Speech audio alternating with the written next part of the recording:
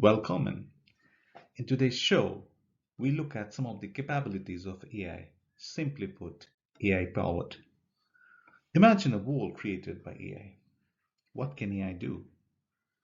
Well, in the world for me, it can create a text to a video, an audio to a video to text, and there are other possibilities which can be explored.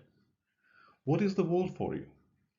Have you analyzed where you can use AI in your personal life or professional life?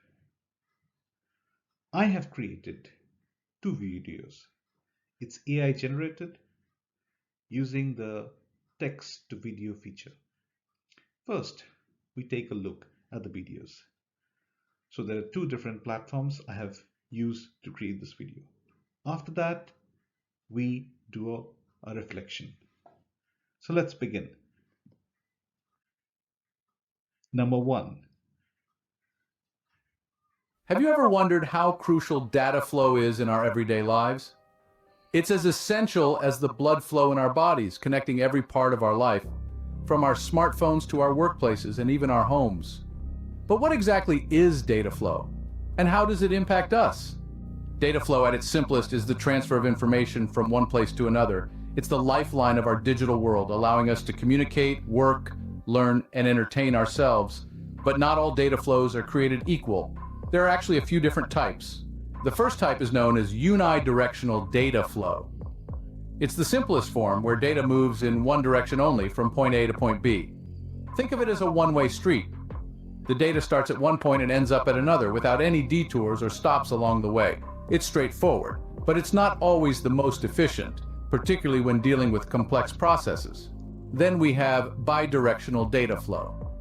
This is like a two-way street where data can move in both directions. It allows for more interaction and feedback as data can be sent and received simultaneously. It's commonly used in collaborative platforms where real-time communication is vital. Another type is multi-directional data flow. This is more like a highway with multiple lanes and exits, where data can move in many directions at once. It's used in complex systems where multiple processes need to exchange information simultaneously. Then there's cyclic data flow. This is a bit like a roundabout, where data keeps moving in a loop until it achieves a specific goal. It's used in systems that require repetitive processes, like machine learning algorithms that need to iterate over data until they find the best solution.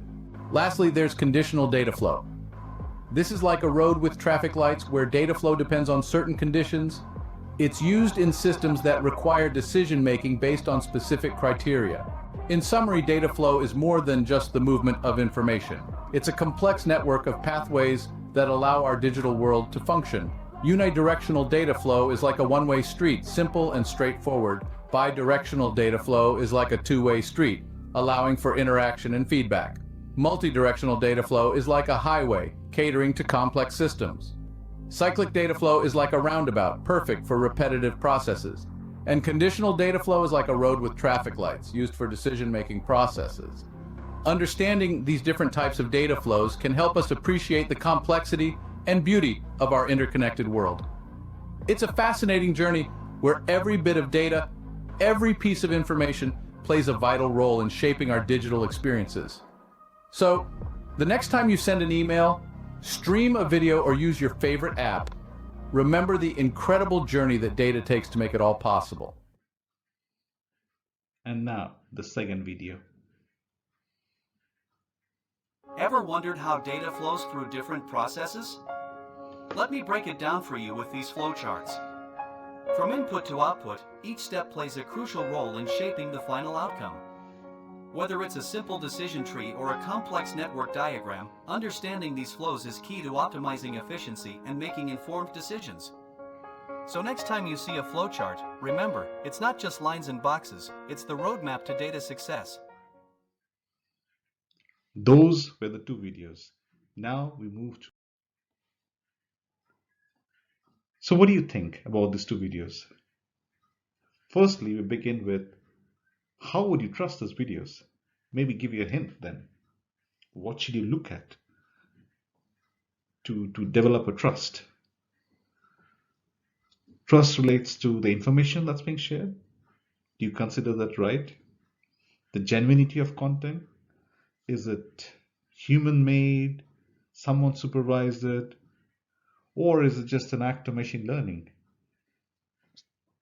or software generated? What do you think about these two videos? And trust can be very broad. It's an important thing that we should look at in so much content around the world. And if it's from AI, it's all the more important. Now, about the utility about AI. Do you find convenient to use these videos? Imagine you were to do this video or any video, plan, ideate, execute without AI assistance.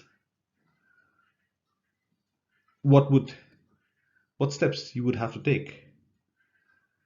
And if you don't want to use AI, what other options do you have?